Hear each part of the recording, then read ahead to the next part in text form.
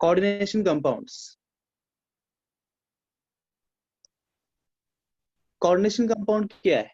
At least हम जो 10 minute हमारे पास ये देख लेते हैं कोऑर्डिनेशन कंपाउंड्स क्या होते हैं, किसको बोलते हैं कोऑर्डिनेशन कंपाउंड्स। हमने कल एक सॉल्ट पढ़ा था, उसका नाम क्या है? मोर सॉल्ट, याद है आपको? पिकॉक सॉल्ट है ना, Mohr salt. What is the formula of Mohr salt? FeSO4 dot CH4 YCSO4 dot 6H2 NH4 this is called double salt. इसको क्या बोलते हैं हम? डबल सॉल्ट बोलते हैं। ये जो Mohr salt is an example of double salt. Double salts बोलते हैं। सो डबल सॉल्ट क्यों बोलते हैं? यहाँ पे दो सॉल्ट है, देखो FeSO4 भी है और एमोनियम सल्फेट भी। जब दो दो सॉल्ट साथ में रहते हैं कंपाउंड में तो उसको डबल सॉल्ट्स बोलते हैं। तो डबल सॉल्ट एग्जांपल है मोर सॉल्ट, ठीक है।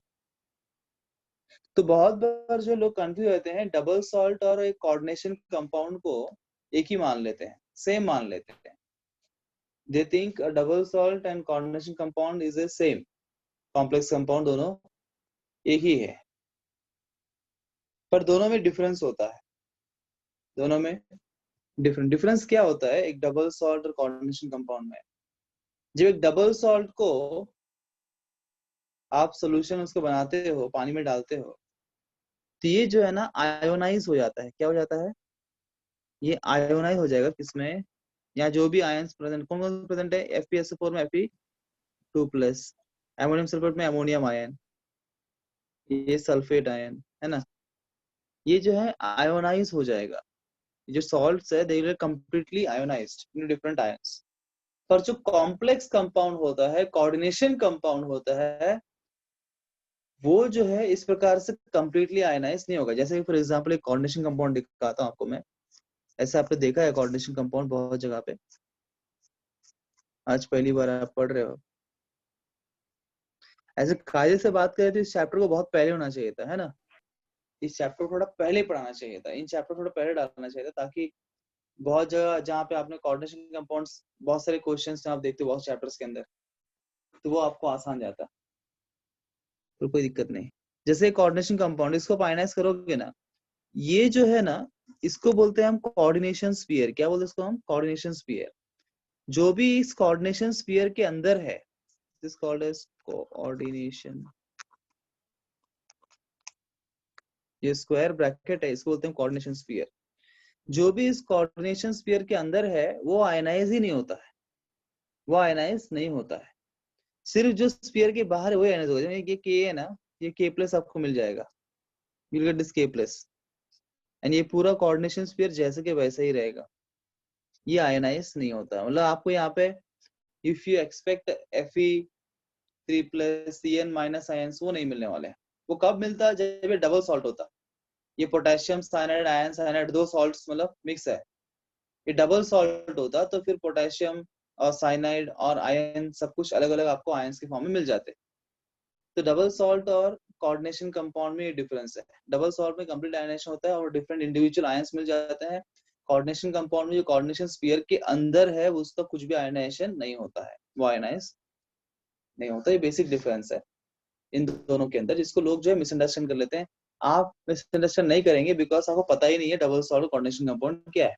हम उनके बारे में बात, इनको पता है ना, केमिस्ट लोग जो होते हैं, तो दे मिसअंडरस्टैंड द कंपाउंड्स को देख के, दूसरे बता दिया है। अभी देखो ये कोऑर्डिनेशन कंपाउंड में यहाँ पे यही एग्जांपल लेते हैं K4 वाले, ये इसके डिफरेंट टर्म्स से देख लेते हैं, इनको क्या क्या बोलते हैं। जैसे एग्जांपल हमने लिया, मैंने बोला इसको क्या बोलते हैं, ये स्क्वायर ब्रैकेट को कोऑर्डिनेशन स्फीयर। और जो स्फीयर के अंदर देखो डिफरेंट लोग यहाँ पे रहते हैं, कौन कौन? यहाँ पे एक मेटल दिख रहा है आपको सबसे पहले। स्फीयर में सबसे पहला एलिमेंट होगा ना, एक मेटल होगा। कौन होगा? एक मेटल होगा, एंड इसको बोलते हैं central metal atom. This is called as central metal atom. और ये मेटल के बाद जो भी रहेंगे अलग अलग, ये मेटल को छोड़ के फर्स्ट मेटल होगा, उसके बाद जो भी आपको दिखाई देंगे यहाँ पे, they are called as ligands, या कुछ लिगैंड्स बोलते हैं। they are called as ligands. Apart from metal, जो भी उस sphere में present है, they are all called as ligands. And ये coordination sphere के बाहर जो होते हैं ना, जैसे इसके बाहर कौन है, यहाँ पे पोटेशियम दिख रहा है आपको, जो coordination sphere के बाहर होते हैं, they are called as counter ions. They are called as counter ions.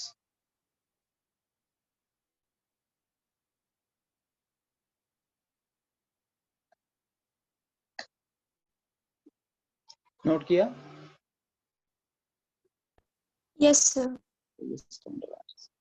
अब ये कोऑर्डिनेशन स्फीयर के अंदर है ना, इसमें बनाऊं प्रॉपर, ये कुछ इस प्रकार से होता है. ओके, इसमें स्ट्रक्चर बना दूं ना.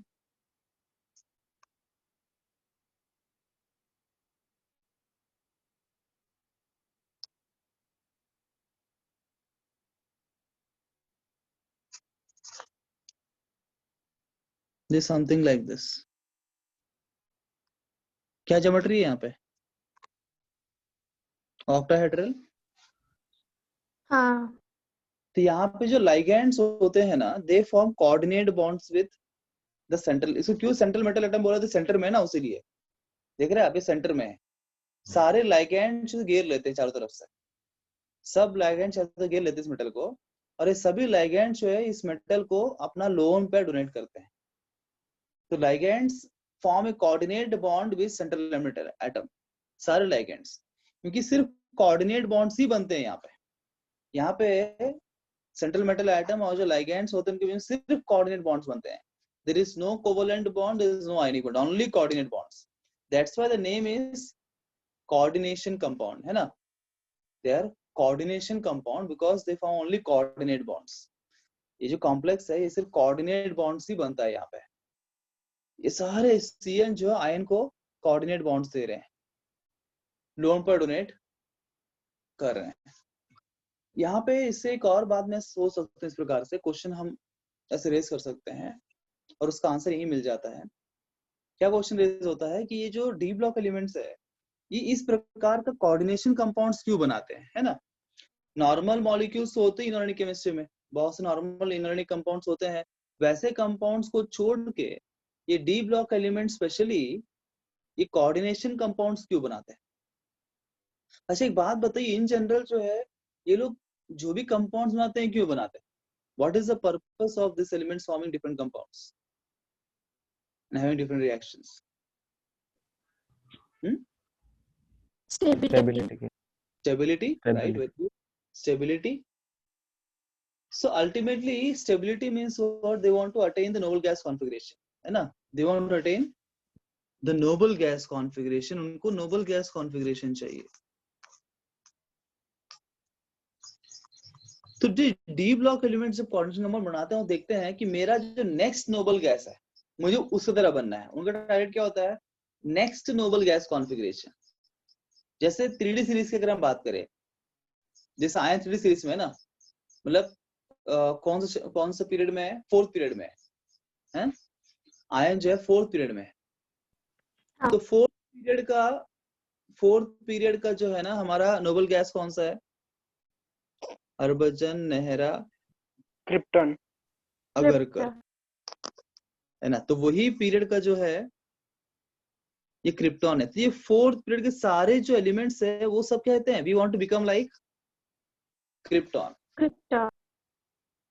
तो क्रिप्टॉन का एटॉमिक नंबर क्या है? 36, है ना. क्रिप्टॉन एटॉमिक कितना है? 36 है ना. 36.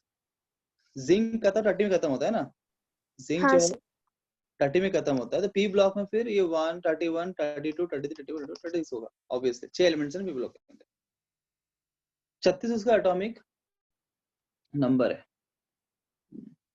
मस्त है. 36 एकदम खतरनाक नंबर है ना. 36 आंकड़ा बोलते हैं आप. 36.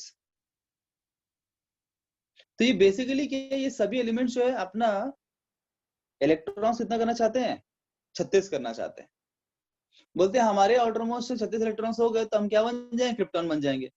You will become like krypton.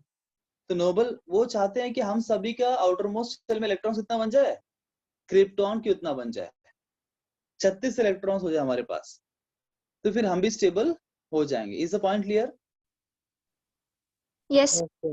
They all want to attain 36 electrons to become like krypton.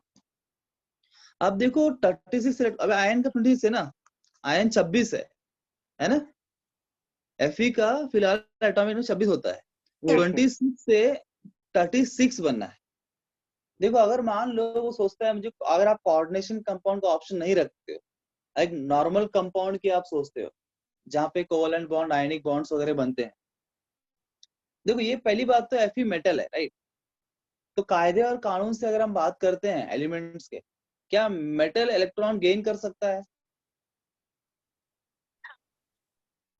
नहीं नहीं। सर.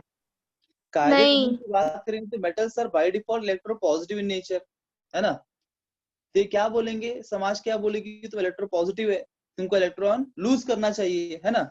इसलिए आप देखते हो आयन जो है Fe2+, Fe3+ स्टेट में होता है हमेशा। तो जब इलेक्ट्रॉन लूज करेगा तो 36 कैसे होगा ना, वो तो और कम हो जाएंगे। Fe2+ करेगा 24 हो जाएगा, 3+ से 23 हो जाएगा, 36 कैसे हो सकता है ना? अगर ठीक है उसने कानून तोड़ भी दिया, अगर उसने कानून तोड़ भी दिया, वो इलेक्ट्रोनेगेटिव की तरह बिहेव करना शुरू कर दिया, बॉन्ड बनाना शुरू कर दिया, तो कितना डिफरेंस इलेक्ट्रॉन्स का यहाँ पे, 10 इलेक्ट्रॉन डिफरेंस है। हाँ। क्या वो 10 बॉन्ड बना सकता है क्या? हाँ। नहीं। नहीं बना सकता है ना? फिर बहुत से प्रॉब्लम्स 10 लोगों को एक्सेप्ट करना बहुत मुश्किल है, सिर्फ हिंड्रेंस बढ़ जाएगा, और उतना वो इलेक्ट्रोनेगेटिव भी नहीं है कि लोगों से वो इलेक्ट्रॉन ले सके। बहुत सारे प्रॉब्लम्स थे जिसके वजह से ये एलिमेंट्स जो है क्रिप्टॉन कॉन्फिगरेशन नहीं कर पा रहे थे, उसीलिए इन्होंने नया प्लान किया कोऑर्डिनेशन कंपाउंड्स बनाने का। तो कोऑर्डिनेशन कंपाउंड स्ट्रेटेजी उसीलिए किया गया। एक नॉर्मल कंपाउंड्स में इनके लिए पॉसिबल नहीं था कि वो क्रिप्टॉन कॉन्फिगरेशन अचीव कर सके, that's why the special compounds called as coordination compounds. अब देखो यहाँ पे क्या हो रहा है, यहाँ पे पहले जो है ऑफकोर्स पूरे कंपाउंड में अगर हम आयन का ऑक्सीडेशन स्टेट निकालते हैं, in this compound if you find the oxidation state of ion,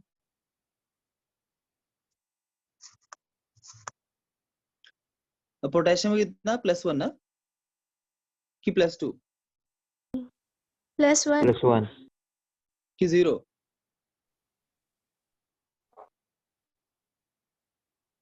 पक्का बोलो, श्योर बोलो, यहाँ पे क्या होगा पोटेशियम का? +1 ही होगा ना? हाँ सर +1 +1 ही होगा सर, क्योंकि ग्रुप 1 के एलिमेंट्स जो है ना, कोई भी कंपाउंड बनाओ +1 ही होगा, है ना? सोचने की जरूरत नहीं है, +1 ही होगा सर, करेक्ट। 4 × +1 आयन का जो है x मान लीजिए। यहाँ पे लाइगैंड्स के ऊपर हम चार्ज लेते हैं, यहाँ पे जो Cn होता है हम आगे पढ़ेंगे, Cn के ऊपर चार्ज क्या होता है, -1 होता है, ये हम जानते हैं, Cn-। तो एक Cn पे -1 चार्ज, 6 Cn है यहाँ पे, मतलब -6 = 0। तो x = बेसिकली क्या होगा, +2। तो पहले जो ये Fe था, जब वो Fe था तो कितने इलेक्ट्रॉन उसके पास, 26 इलेक्ट्रॉन थे, है ना? हाँ कि नहीं?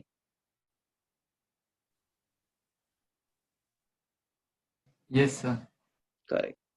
तो अभी जब उसका ऑक्सीडेशन स्टेट क्या हो गया, एक कंपाउंड बनाते हुए उसने Fe2+ बना लिया, जब फिर Fe2+ हो गया, कितने इलेक्ट्रॉन्स हो गए उसको तभी? 24। हाँ 24 24।